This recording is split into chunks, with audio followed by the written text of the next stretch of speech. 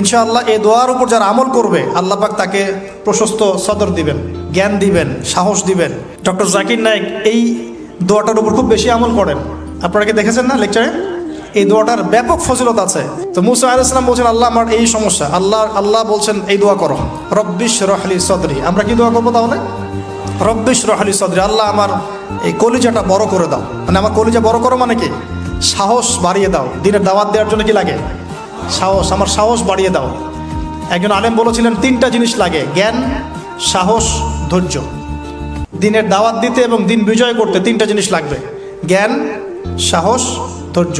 হে আল্লাহ আমার বক্ষকে প্রশস্ত করো, ওয়াসসিরলি আমরি, আমার কাজকে সহজ করে দাও। আমার কাজ সহজ নয়, কাজটা সহজ করে দাও। ওয়াহলুল উকদাতাম মিন লিসানি, আমার জড়তা আছে জিহ্বায়, দূর করে দাও।